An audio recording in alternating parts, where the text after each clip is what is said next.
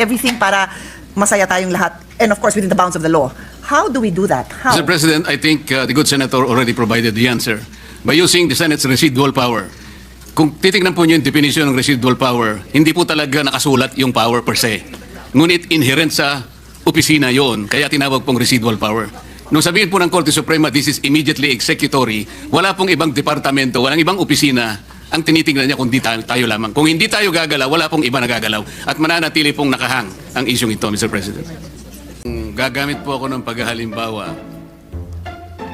Nung pong kayo po ay medyo bata-bata po, Madam Senator, meron pong lumigaw sigurado sa inyo.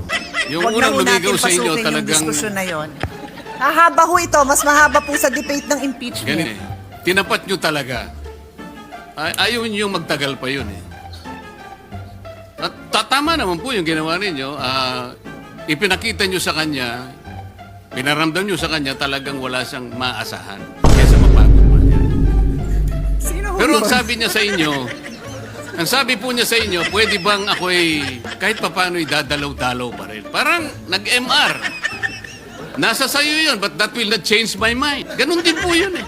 Ang Korte Suprema, sa ganitong, Mr. President, the very tenor of the decision.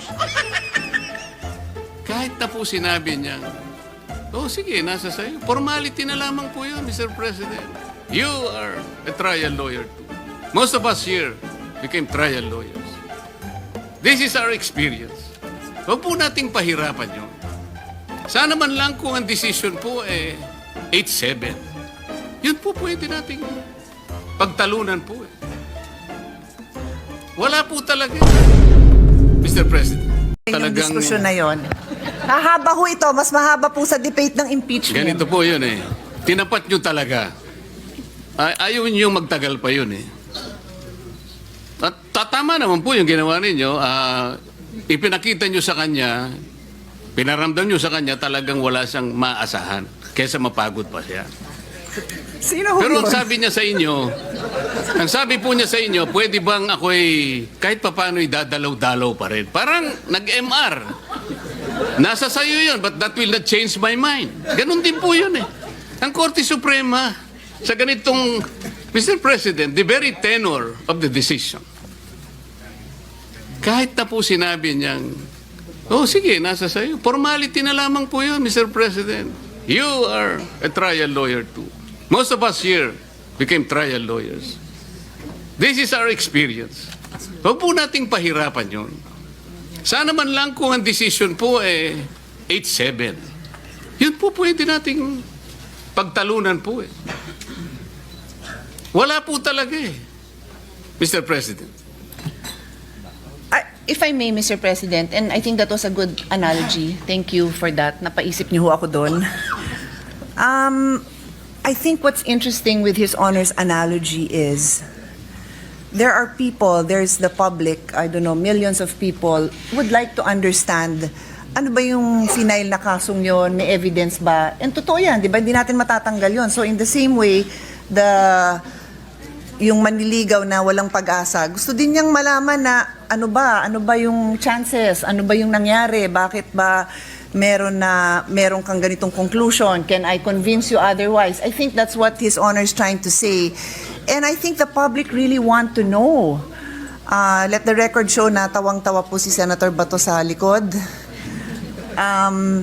But we really want to know, sino ba namang may ayaw malaman kung merong isang public official na naakusahan ng katiwalian?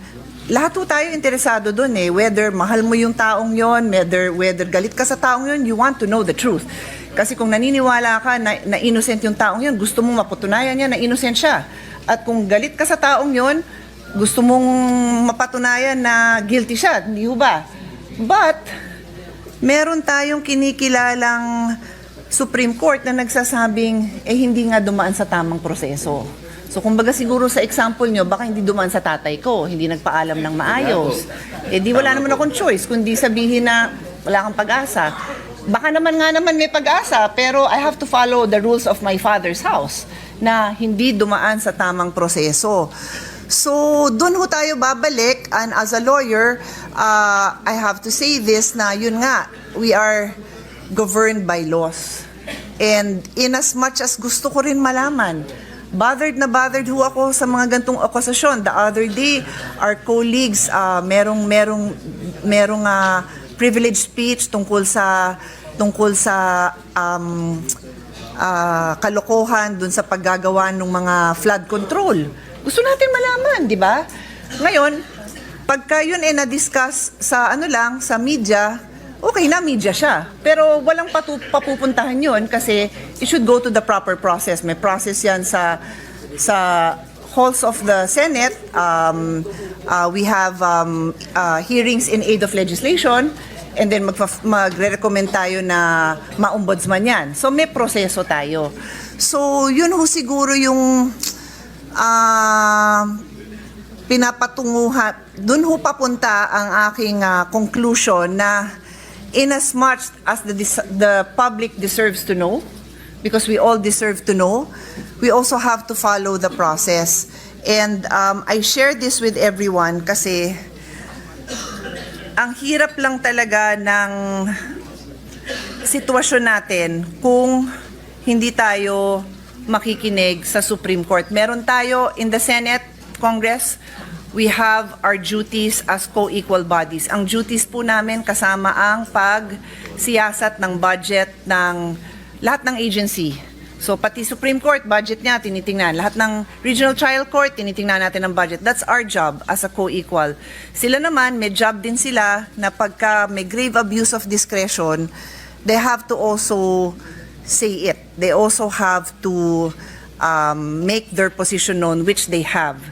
And I will repeat, ang sabi ng desisyon ng Korte Suprema, the Senate did not acquire jurisdiction and this decision is immediately executory. So, I'm happy to listen. I don't know kung may magsasalita pa, pero I shared my views on this in the hope na marinig ko din yung views ng proponent. Nakikinig po ako sa mga kasamahan natin para ma-enlighten din po ako. But I'm guided also by my practice as a lawyer and my duty as a lawyer to also, I can disagree with the court. Wala tayong problema doon. We know that we have that personal right to disagree with the court, but we also have to, in the end, follow the court's orders whether we agree with them or not. Very quickly, Thank you, Mr. President. With the permission of Senators Marcoleta and... What is the pleasure of Senator Pangilinan? Just a quick interjection. The gentleman may proceed. Maybe to add to either the enlightenment or additional bewilderment of Senator Pia Cayetano. Yes, the Supreme Court ruled that